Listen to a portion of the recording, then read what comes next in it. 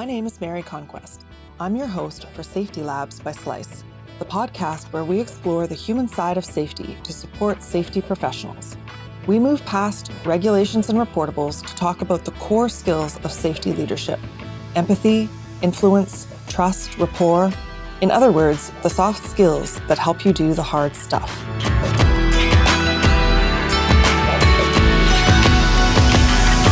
Hi there.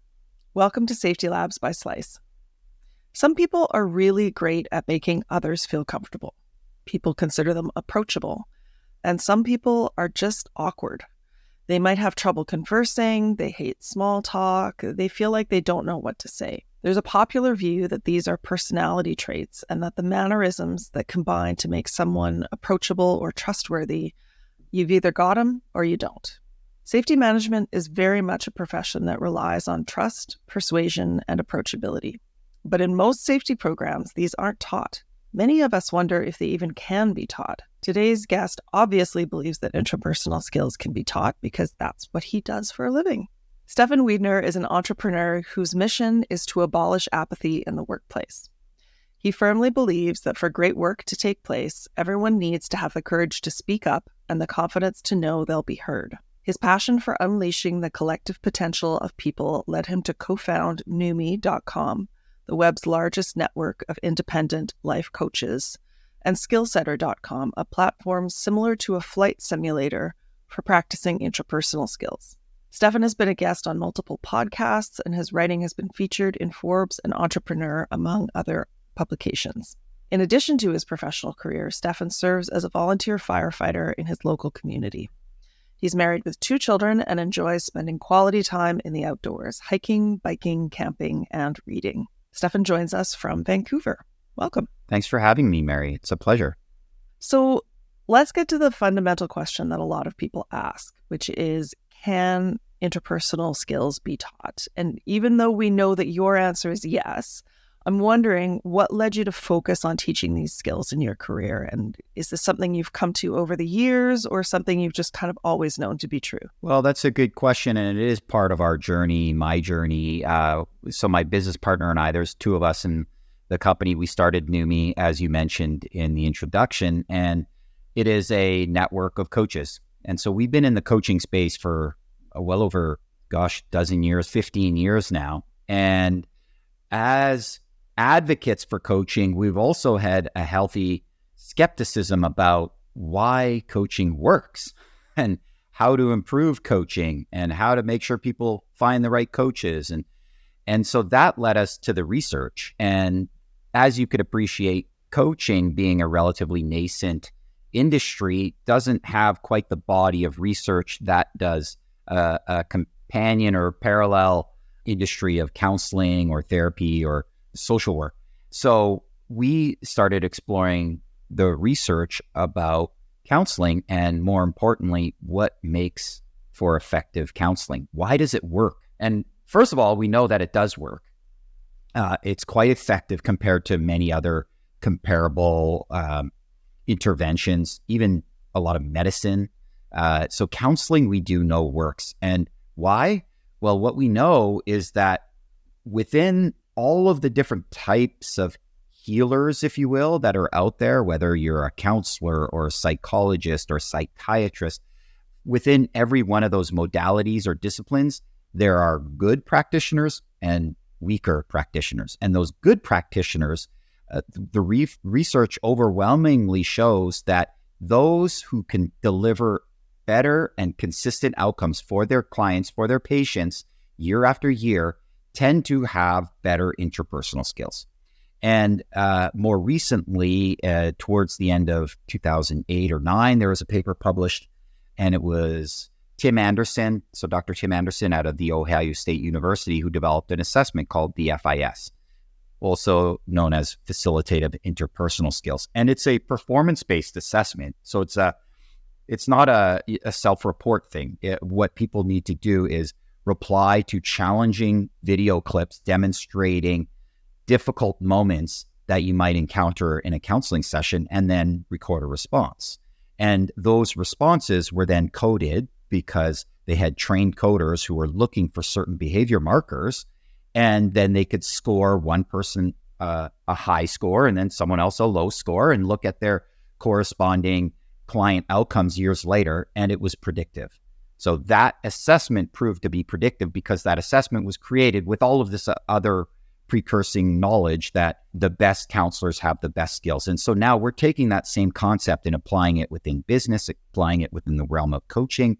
We truly believe that these skills that have been identified by Dr. Anderson and his colleagues are a really good proxy for interpersonal skills that are needed everywhere. And the way we like to say it is that the skills are like the ingredients of conversation, and all the ingredients are the same. It's the recipe that's different. So maybe which ingredients you use when.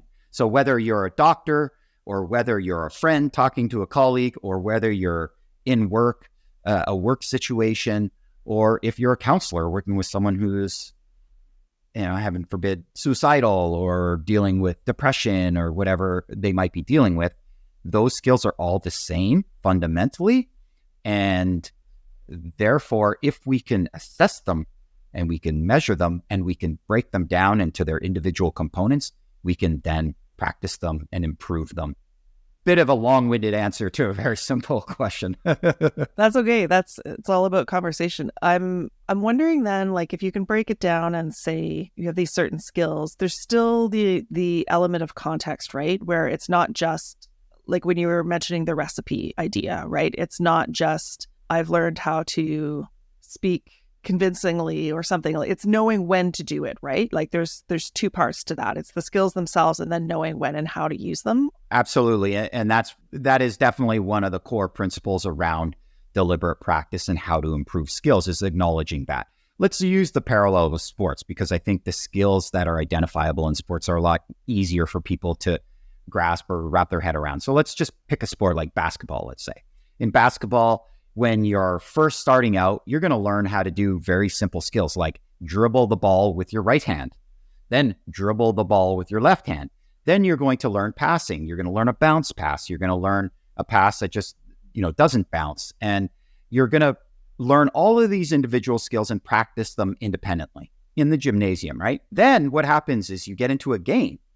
And in a game-like scenario, it's not like, first, you dribble with your right hand, then you dribble with your left hand, then you bounce past the ball, then you score a point. No, you have to know what to use and when to use it. And the really, really skillful players, if you look at the pros, they all have those basic skills. They've all nailed them explicitly, no problem. And the best players are better able to react to what's happening in the moment, to use the right skill at the right time to progress their closer towards their goals. So the same thing is true of interpersonal skills. And we see it what we see is individuals, as they start to learn the skills, they're kind of grasping for a formula. Like, what's the formula? Tell me what's the magic? Do I do A, then B, then C, then D? And it's always, well, it depends.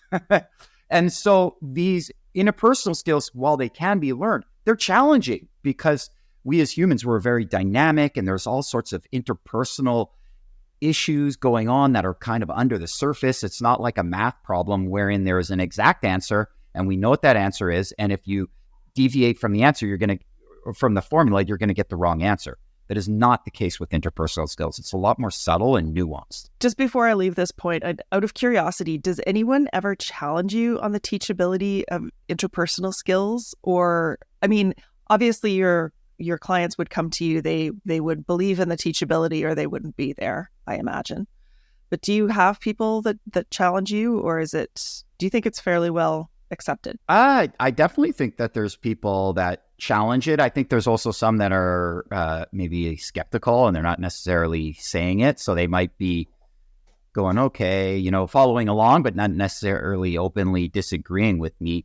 And I think if I could sum up all the conversations that I had with folks that have had objections or thoughts around this, is that I think perhaps people believe there's a range of growth and development and ability. It's sort of like intuitively, I think we all recognize that no matter how many hours I practiced, for example, I will never be as good as Michael Jordan. Never. There's a bound between the level of skill that I might acquire in certain areas. And I think that we all have some of these strengths and weaknesses sort of built in. And then, so the amount of range that we have is limited. To give a bit of a parallel, again, coming back to sports or athletics or physicality, one of the interesting parallel levels of research that we're looking at is the way various physical strengths are characterized and measured.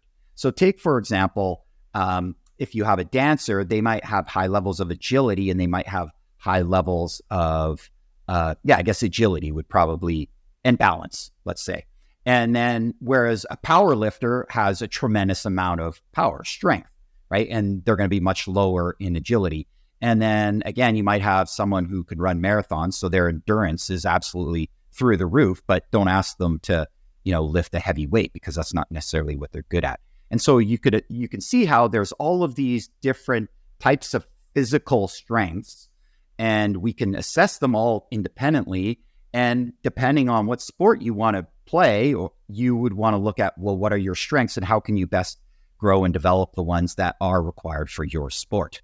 And so I think interpersonal skills, there's perhaps a parallel there. We're kind of looking at like, what are the objective ways that we can measure interpersonal skills? Because there's a bunch of different possibilities there that we're kind of exploring. And I think fundamentally, that's maybe where we're going to end up going, is that we will recognize that some people have certain strengths in interpersonal skills and others, we're just different, right? We have a different mix. We all have a certain level of strength, endurance, agility, but our mix is a little bit different. And how much we can grow each one is perhaps there's some limits there, right? It's going to be impossible for someone who's really thin and light to suddenly become the biggest, strongest bodybuilder in the world, right?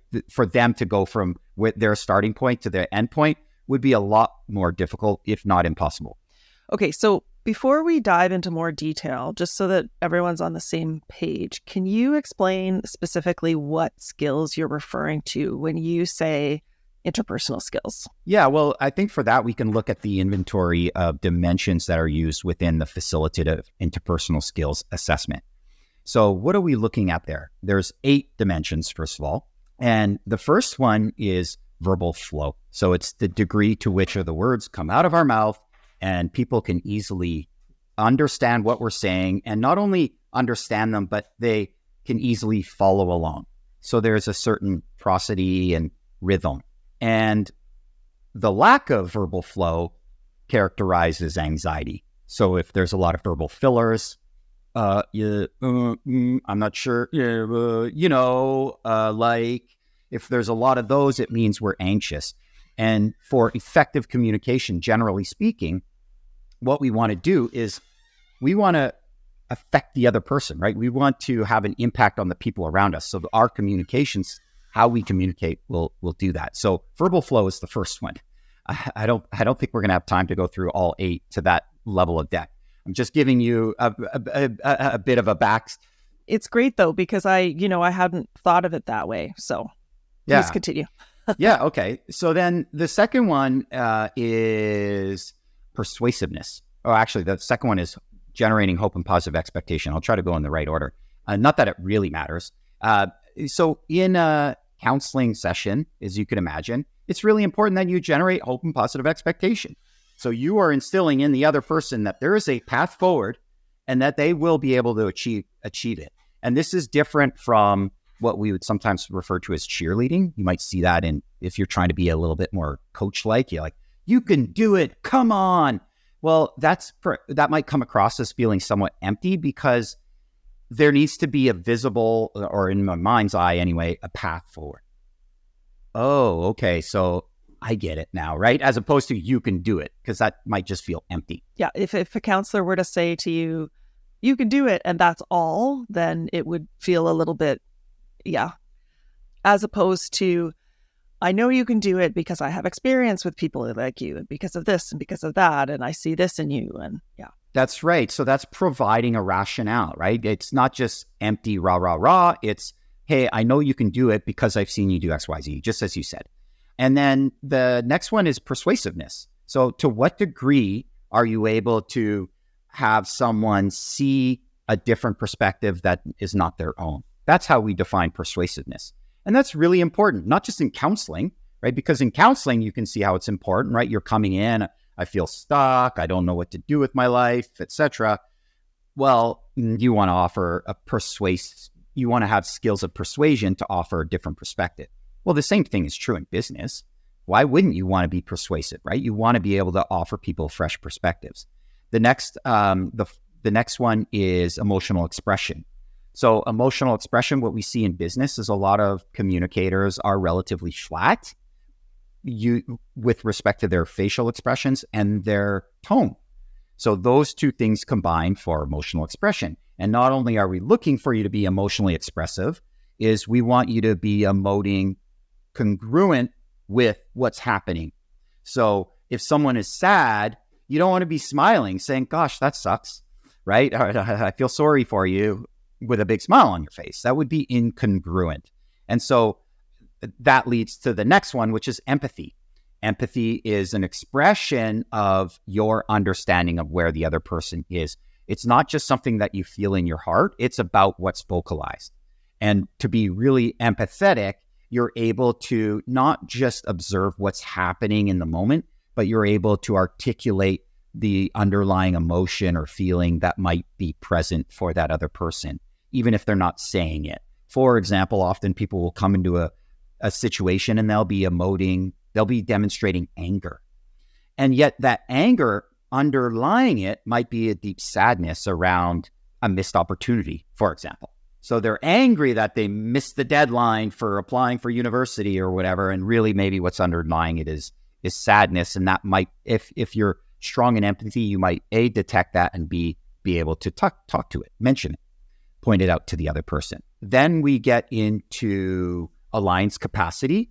So alliance capacity is the ability to demonstrate kind of this we-ness. We're in this together. So you mentioned earlier with hope and positive expectation, when you generate hope and positive expectation, part of that is, I know you can do this because in the past I saw you do this, and I know this is new, so I can support you. We can work on this together. I'm not just going to let you, be in the deep end all on your own, kind of thing. So that ability to communicate the we-ness, and I think the other piece that's really important within a business context to generate that alliance capacity is the ability to zoom out and point out how your team fits into the broader organization or the department, right? So we're not just being kind of insular in our thinking, we're thinking bigger picture here, which is really critical for team orientation. That's where I think it's the same skill, and yet in different contexts, the recipe's a little bit different, right? Because in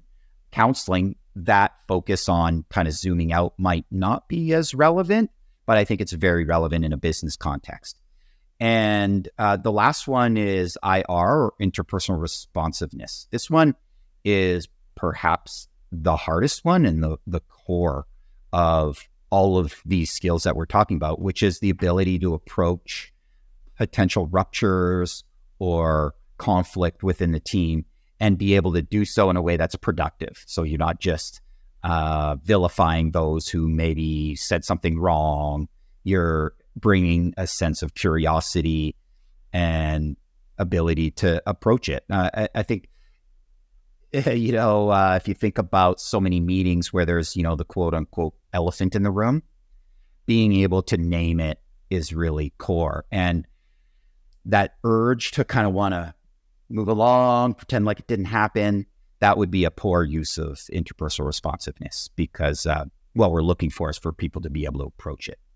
So that's a quick summary of the inventory of skills that we're looking for. That's really interesting, because some of them, I think many of us talk about empathy is sort of in the popular discussion these days. And the last one that you were talking about, that the ability to approach conflict, a phrase came to mind that's used in the safety community or among safety practitioners.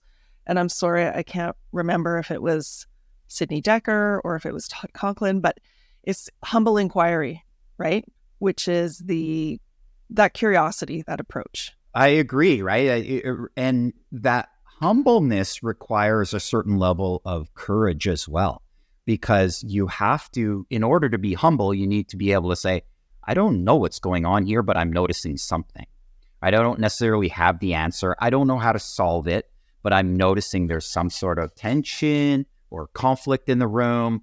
And so you're shining a light on it, not just so that you can solve it, but perhaps bring a fresh perspective for the other members that are in the room. Might be more than just one other person. Okay, so I've heard them called soft skills and interpersonal skills. I prefer the term core skills because I think they're that important.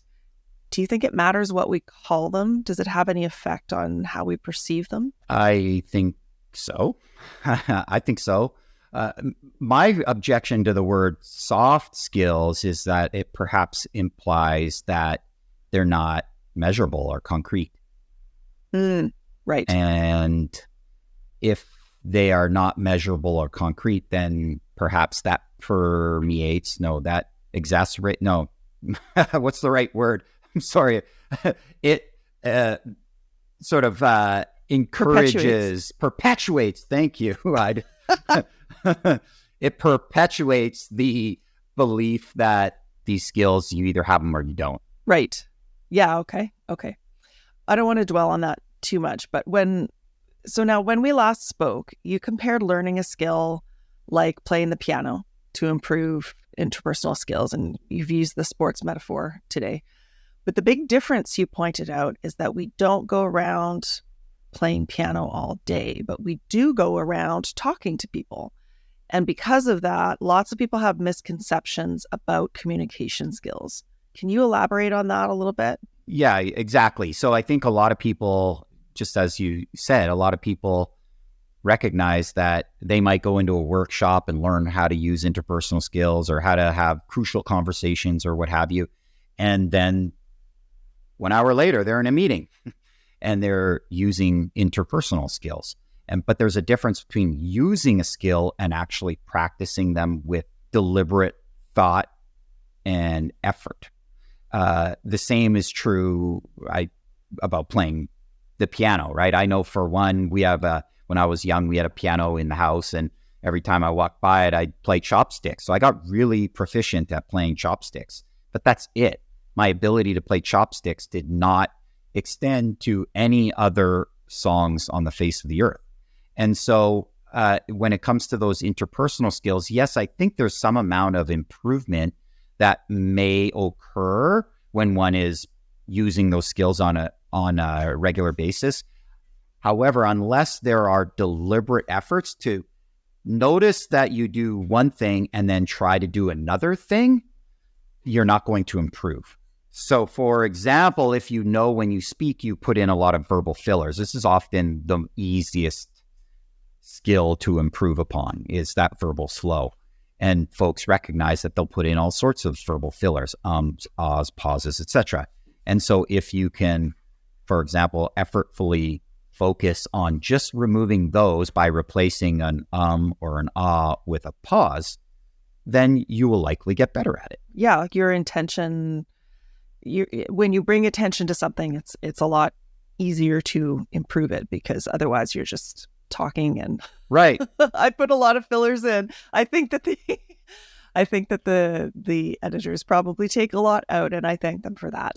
Yeah, but I think, again, so let's come back to empathy. That's another thing that we see again and again. People say, I want to be more empathetic. I'm really results oriented. I'm an analytical, tactical person. And so I want to demonstrate more empathy. It's not enough to just say, well, I want to be more empathetic. We need to think about breaking that down even further. Well, what does it mean to be more empathetic? And the skill we specifically assign to empathy would be the skill of reflecting feeling. So when someone says something, you just reflect back, I'm noticing that you are a little frustrated with what's going on right here. Did I get that right? And you want to check out. You want to ask them, did I get it right? Now, the nice thing with getting it wrong and asking them whether you got it right is it creates some aligned capacity there, because you care enough to check in to see, did I get it right? And you give them the opportunity to say, well, no, it's not really frustration. It's actually disappointment. okay, I can go with that. So just being able to name it is a skill. And we so often, especially if someone is really kind of results oriented and analytical, they might focus on the content of the conversation and not so much on any underlying emotion that might be there. And so that will boost your ability to be empathetic and come across as someone who cares, as if you check out folks' emotions as they're communicating. So is that how you approach teaching these things then, is sort of breaking them down from nebulous concepts like empathy into very specific practicable skills? That's exactly right. So it's just like in sports. We're going to dribble with our right hand and we're going to dribble with our left hand. And the other thing we do with each skill, like that skill of reflecting feeling, is we have a rubric that we developed, a learning rubric, so that we can say when this skill is used well, these are the 3 or 4 or 5 things that tend to be present. And so then when people practice that skill in our technological solution, but you can do it outside of that, you can, as a learner, you can self-evaluate. You can look at how you responded to someone and say, gee, did I use all these 5 things? Let me think about it and review my answer. And jeepers, I didn't do a very good job on the 3rd thing. So I'm going to try again and I'm going to practice again. So that's how it works, is we provide people that specific rubric for each skill. So then it's as objective as possible as to how well you use that skill. And I think the beauty of interacting in the wild too is that you get pretty quick feedback if you're not using the skill well, or if you still need practice. Like when you're talking about that reflectivity, I sense that you're frustrated. Is that right? Someone says, no, I'm happy. Then you realize, okay, maybe I need to work on reading people's signs a little bit better. Exactly. And I'd add an extra point there, Mary, which is what we generally recommend for individuals, leaders, if they're trying to improve their skills, is be open about it. So we'll use the example of empathy, right? So if you're trying to be empathetic and you're trying to reflect feeling more frequently so that you can connect with people and have them feel heard and appreciated and understood, then you be objective about it. Just say, hey, this is what I'm working on and I would love your feedback. So perhaps after a meeting, you say, okay, how did I do with reflecting emotion? Like, did it feel awkward? Was it smooth? Did I get the emotion right? Well, hopefully you'll check in at that moment. But I think once you're open and transparent about how you're trying to improve, you'll get lots of great feedback.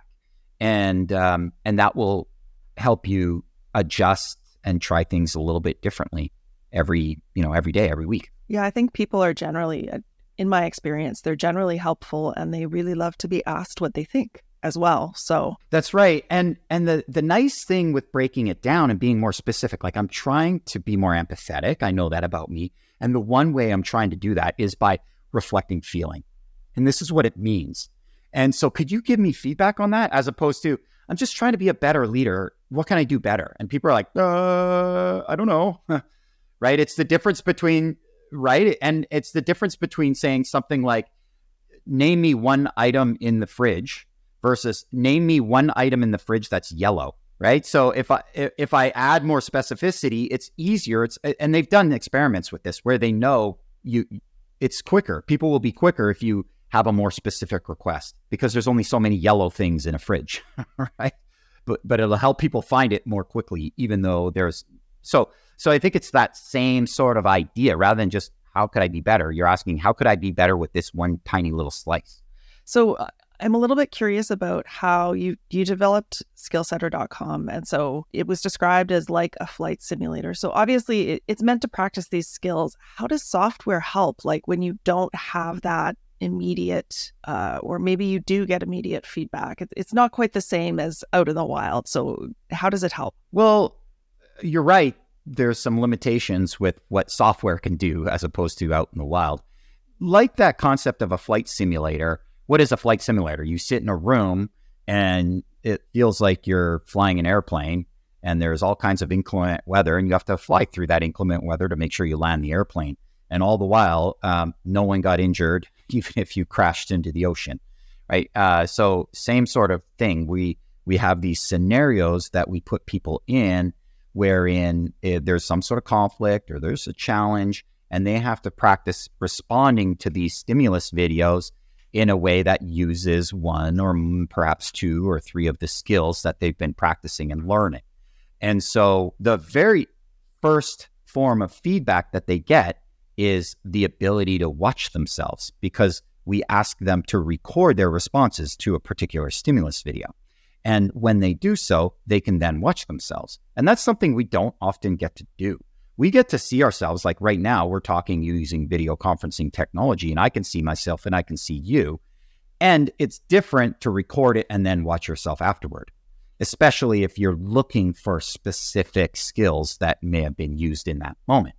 So that's the first level of feedback. The second is we provide folks with the rubric that I mentioned. So this evaluation rubric, so they can evaluate their performance based on these questions. And that allows people to be a lot more objective about it, because so often when we review our own work, your own, your little critique on the shoulder, your little saboteur is going to be sitting there going, "You're so dumb. You're not good enough. My God, you sound like a real ding dong," right? So that it quiets the saboteur a little bit so that you can look more objectively. How did I do in this particular response to this scenario, this situation that was given to me? And then now, interestingly, once you're happy with your result, because first of all, you can re-record a response. You can try again and again, just like you can, right, in music or sports.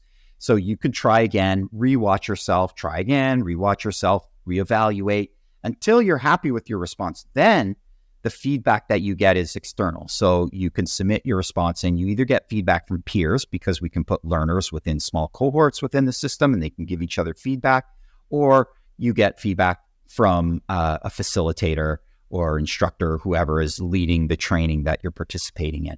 So those are the two types of feedback. And thirdly, we're working on technology to be able to do some of that. So we're looking at AI that will look at the words you say, the tone with which you communicate, and the nonverbals on your facial expressions, and combining those to provide a richer perspective of how well you communicated, because the words are not enough. I can say the same thing in two different ways and they'll be interpreted completely differently, right?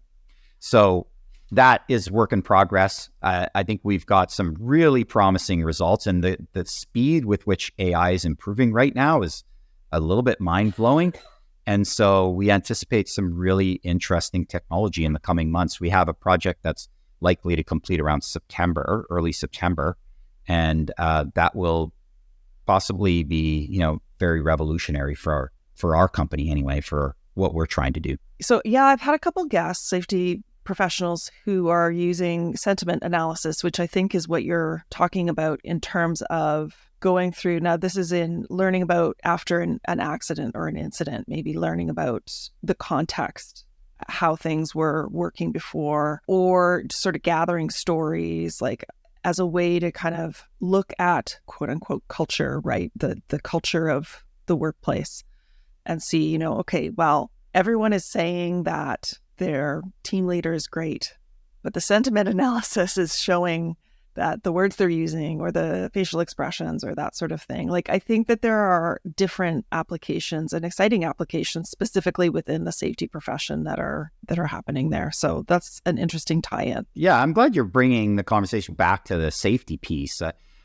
I'm curious now, as we just spoke perhaps in depth around interpersonal skills and how to assess them and how to improve them. Like, so what? Who cares? Why does this matter to safety in your perspective? Well, I think, so full disclosure, I'm not a safety professional, but I've spent over a year now interviewing them and talking to some extremely interesting and thoughtful people about safety. And when it comes down to it, you can look up the rules for handling a confined space in a book or online. As you probably know, you can't just look up interpersonal skills. And, safety managers, they need to bend the ear of leadership to get more resources sometimes. They need to develop trust with people. They need that when you're talking about that we-ness, I was thinking about, it's really hard to lead a whole company towards more safe attitudes if everyone thinks you're the safety cop and you're there to, throw the book at people. That's all you care about. If one of our guests, Clive Lloyd, talks about trust and saying that that's sort of the base component of safety. if people don't trust you, they're not going to change their behavior. They need to know that you are on their side, right? That this is a team effort and that sort of thing. So I think all of these are relevant, as well as safety professionals do a lot of training, right? They train in safety procedures. And on the other hand, they also can't be everywhere all at once. They're in that position of, actually, I had a question about this later. Like they can't meet everyone at a work site often, maybe if it's a small one, but they can't meet everyone. And so they're an integral part of the work without actually doing the work. And so they really need that interpersonal connection to learn about the work, to learn about what people call weak signals, like, yeah, that machine's been making a funny noise for the last week, or, and having people speak up, right? So psychological safety is something that's important to your work. So yeah, how do you know? We sort of define psychological safety broadly, and this is, again, I'm not an expert, is just that people will speak up. But I think when I spoke with you last time, you said that there's a second part. So speaking up is the first part, but then the listener has to do something, right? What we said, the definition we use in a lot of our training is the courage to speak up and the confidence to know you'll be heard. So that is the responsibility of the listener, ultimately. I need to feel confident that when I do speak up, you're going to acknowledge and appreciate what it is that I have to say. And so that came to us, that definition came to us because we were thinking of psychological safety as being synonymous with, I guess you can say, a speak up culture. And it was at the beginning of the pandemic. And then that's when the Black Lives Matter rioting was happening.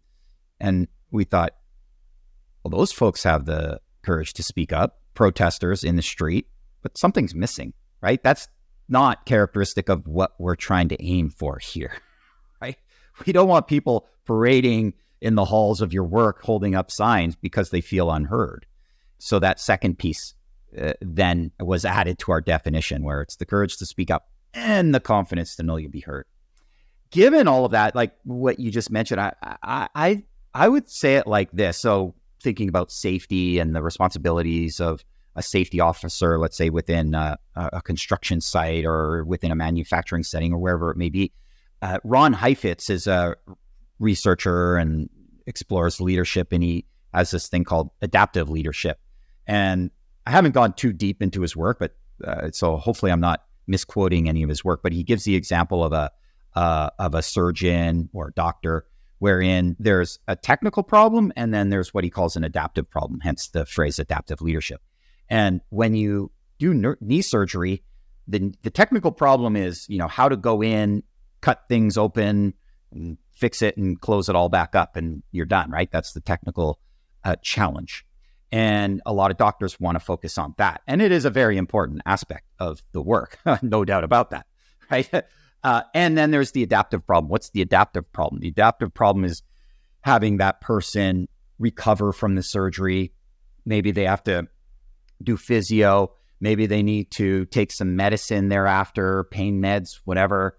And so there's this whole adaptive process that takes more time, that is more inexact, and takes into perspective, feelings and emotions and, why didn't you take your medicine? Gosh, like I said, take your medicine every day for 2 weeks and you stopped.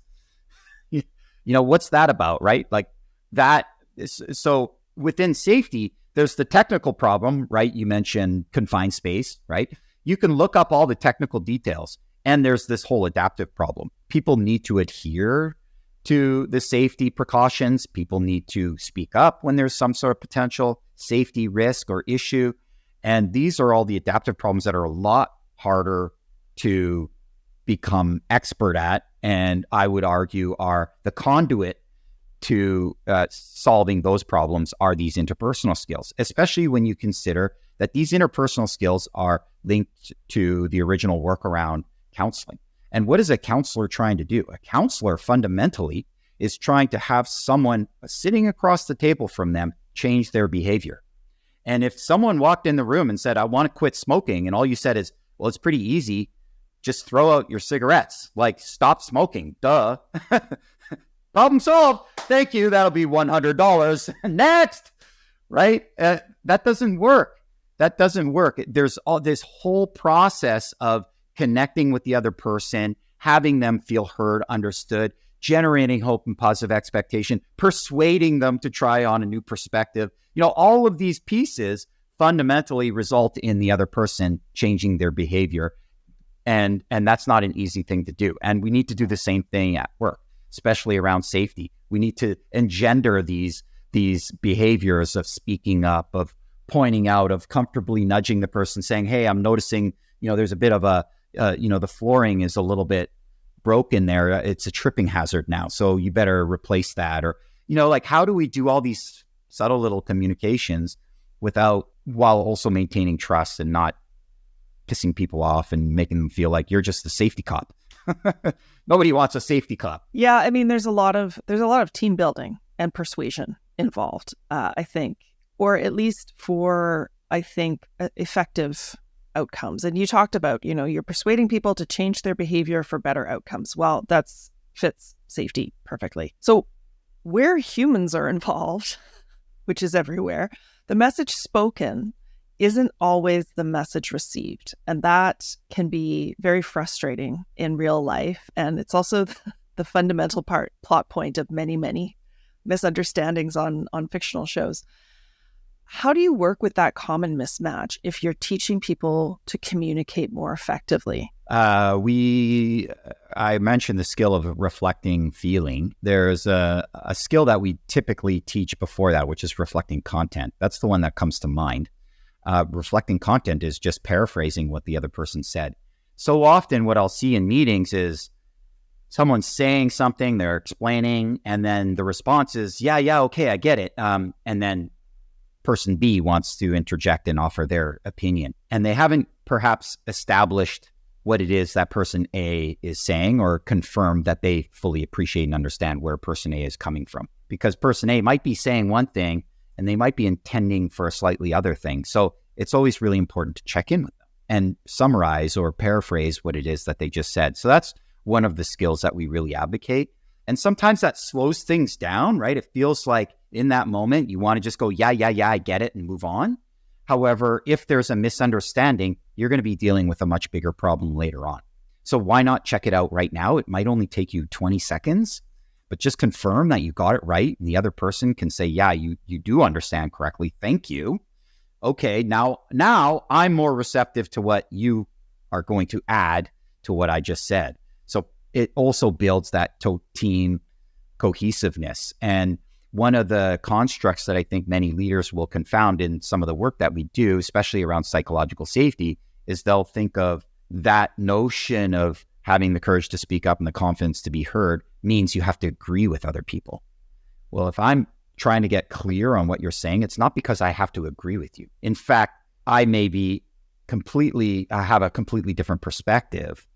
And what's valuable about me validating yours is that you'll be far more open to learning my perspective. And then if you know what I'm thinking and I know what you're thinking, now we can come to a better result much quicker. So it saves time in the end. Yeah, absolutely. And I've noticed the phenomenon of people arguing with each other when they actually have the same opinion, and being a third party, just being like, okay, but what you're saying is actually exactly what this person is saying. You're using different words, different metaphors, you're focusing maybe on different parts, but fundamentally you're agreeing. So I think that kind of checking in can help with that sort of thing. Yeah, and if you look at things like hostage negotiations or any sort of negotiation, it's very much about, okay, so I'm going to get you X because that's what you want, and therefore I'm going to get Y, which is what I want. Is that fundamentally, that's what you're really trying to do. So your curiosity in your conversation needs to lead toward really knowing what person what that other person across the table wants. And sometimes that takes a little bit of effort. Like they might not come right out and say, this is what I want, or this is what I'm trying to say, right? Because people are formulating their thoughts and as they're conversing sometimes. And so it might take a little bit of patience to sort of tease out what exactly they're trying to get at. If you had a safety professional come to you and say, okay, look, I've just been hired into this new company. I've got in, and I don't know what the last safety person did, but nobody likes safety here. Everyone thinks that we're the bad guys. We're here to catch them doing something wrong. So you start to work with this person, you coach them a little bit. How would you recommend that they start to notice? Like, how would they know if and when they're making a difference and starting that shift? What sort of signs would they look for? That maybe that's too broad. But I mean, that is a broad question, and I would want to take a systematic approach to it. Like, okay, this is a problem. How do we solve this problem? And I like being data-driven, hence my desire to even take these broad scope of interpersonal skills and break them down into more objective, measurable components. I would want to take a similar approach with this, where I think fundamentally we want to build psychological safety. So if people see the safety officer as, the safety cop and someone that we can't really trust, well, I would start with assessing it. That's what I like about psychological safety, not the concept itself, although it is quite appealing to me. It's the ability to measure it, the fact that we can objectively measure it. And measuring it only gets you so far. What's really valuable after measuring it is putting the results in the middle of the room and saying, let's have a conversation about this. So you can say, okay, look, I've been assessing this team, people, folks, and this is what I'm finding. That's right. And you can even go so far as to look at the 7 questions that are used to assess psychological safety. And you can say, okay, these are the 7 questions. And in order to produce a psychologically safe environment, we want everybody to be able to answer these questions in the affirmative. And right now, we're not. So what might we do different here? So for example, one of these questions is, my unique skills and talents are valued and utilized by members of this team. So if someone says, no, my skills are not being utilized, there's a disconnect there, right? The team members aren't gathering information about how they're unique and different and what skills they bring to the table so that they can be leveraged. And so, how might we solve that problem? Next thing you know might be, well, let's do a lunch and learn. And we can every week, we'll have a different speaker who talks about what their scope of work is and how they fit in with the bigger picture here and what they love to do, And so you start to realize, Nancy, she's just really, really good at, documenting things. That's just something she loves doing. So next time I have a documentation problem, I know to go ask Nancy. Yeah. And I think that's a wise approach too. And that you can't, I'm sure there's some metaphor here, like you can't eat the whole elephant at once or something like that. But essentially going after it bit by bit, and because things are interconnected, I would think that with each improvement you make on one part, it's going to at least somewhat improve elsewhere. Do you know what I mean? Like one aspect of psychological safety, if you get it a little bit better, it will affect other aspects and the whole, there's a cumulative effect. Yeah. Well, and I like to think of it like dominoes, and there's different sizes of dominoes. So what you want to do is move the smallest little thing that will then cause the biggest ripple effect. And so I think the smallest thing at the foundation, what we know about the research is that the best, most effective teams have psychological safety. And there's a parallel theory there that psychological safety is a gateway for all these other good qualities and traits that you see among effective teams that we don't necessarily correlate or associate with psychological safety. It's more like but if you don't have psychological safety, it's have those other things. And Google did their big project, Project Aristotle. Are you familiar with that research project that they did? No. It's a short answer. Okay. Well, for those, I'm sure there's other listeners who aren't familiar with it either. Project Aristotle is a research project that Google, they created this project internally to look at 180 Google teams, and they ranked them all. So they knew, okay, here's our top team, here's our bottom team, and everybody in between. And they rated them using really great data. And some of it was objective data, like did you make more sales than the other team? And then there was subjective data, which was how well did this team perform based on the executives' opinions. right? So some of it was subjective, some of it was objective. It's hard to compare, say, a sales team to a customer support team. They have different metrics. And so they tried to create an objective measure that was an aggregate of a bunch of results. And they had their top teams down to their worst teams. And then they tried to look at correlating factors. So they identified 250 factors. So they went around, they walked into the halls of Google saying, what matters for an effective team? And people said, oh, well, it's definitely all about the size. And, oh, you need to have a good mix of people, different ages, and, all these different factors. So they threw that into their big machine to analyze the data, and nothing correlated. So then they went back to the academic research. They came across Amy Edmondson and her work, psychological safety. Then they ran the data, and lo and behold, it was the number one factor correlating with success in a team. And then they identified 4 other factors. The other 4 were dependability, clarity, impact, and meaning. So the teams felt like they were dependable, good quality to have, right? I think we all want that. The teams had clarity about what their work was, how they fit in, all that sort of stuff.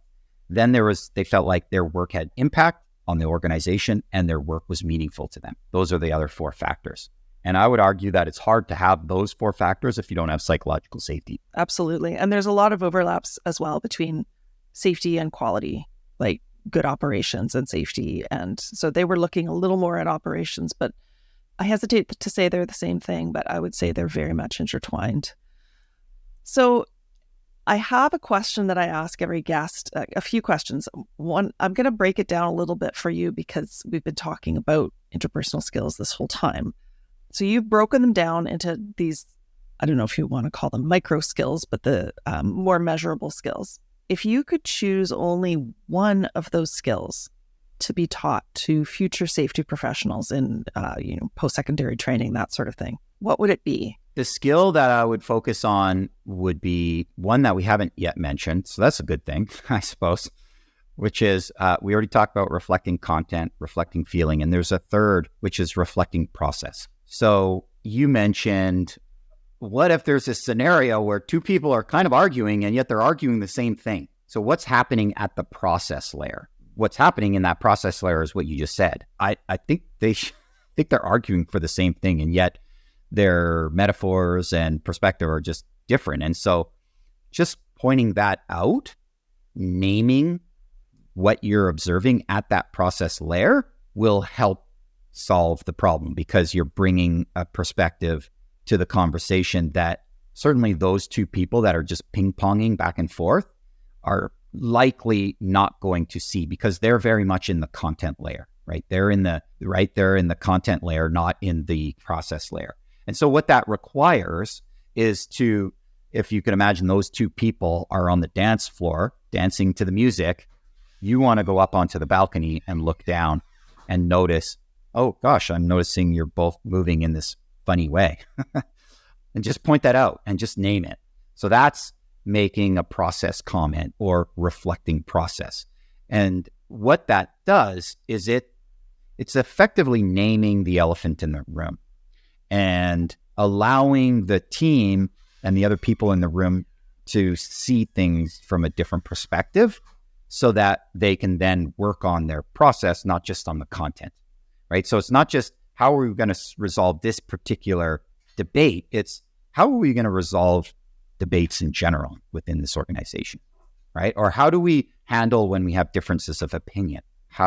And so that, I think, is the real critical skill to learn. And the other, tying it back to the FIS, the facilitative interpersonal skills dimensions that I mentioned of interpersonal responsiveness, is interpersonal responsiveness requires you to, I think, make process comments, to reflect process. That's the way to resolve ruptures and disagreements without just pointing the finger and blaming people. Yeah, it occurred to me as you were saying that that's a really fundamental leadership skill, and safety professionals are leaders, right?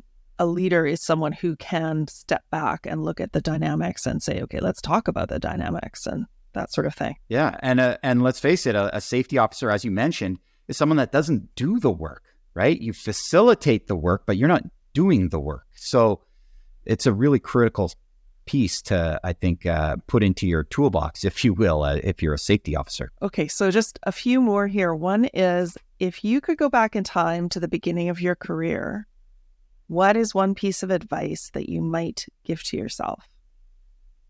This is the toughest question I ask. That is a tough question. Wow, it's a good question.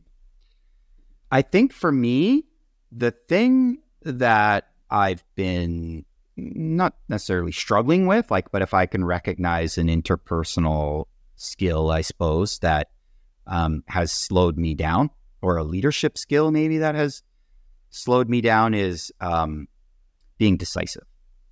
So it's both a strength and a weakness. I think I operate really well in environments of uncertainty because I'm really good at collecting data and adjusting, and yet that can sometimes result in indecisiveness because I'm processing lots of information and trying to make sense of it all, and I'm struggling for wanting to get better information. And so being able to be decisive in the moment and sticking to a decision that's made is an area where, if I could go back 15 years, I would, advise myself as an older, more mature person, speaking to a younger, less mature person, I would say your zest for and desire for better data will almost never be satisfied.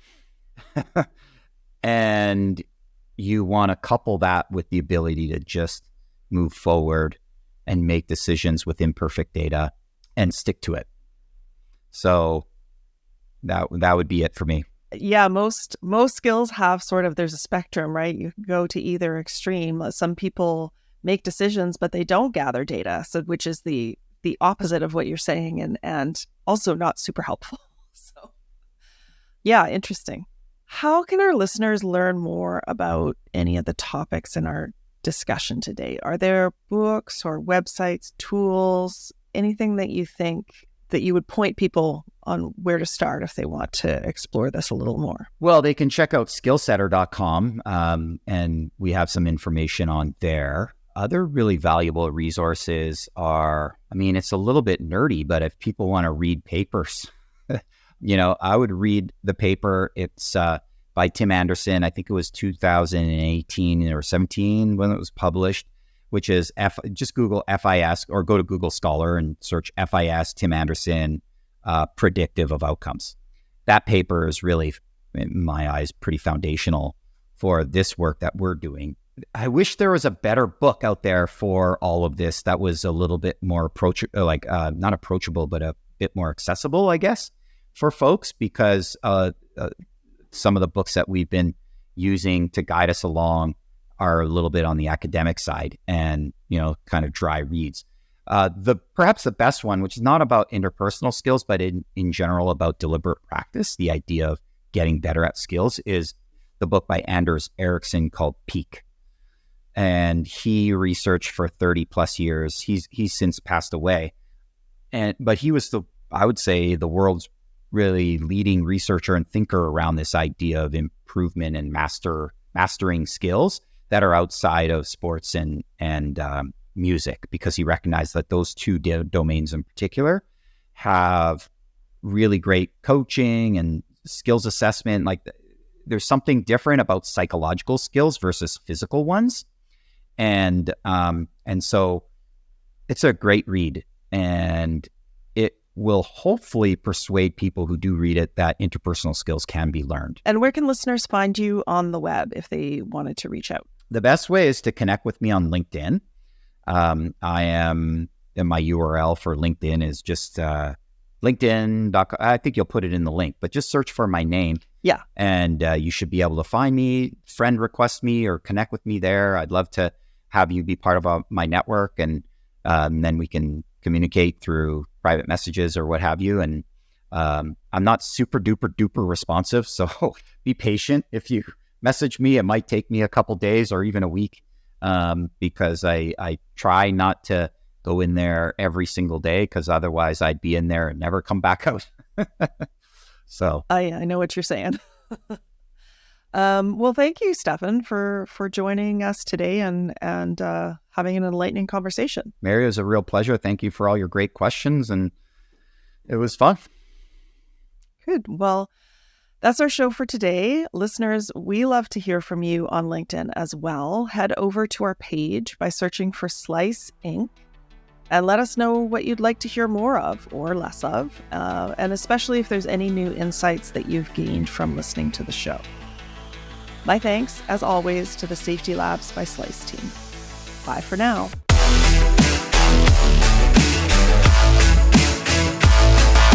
Safety Labs is created by Slice, the only safety knife on the market with a finger-friendly blade.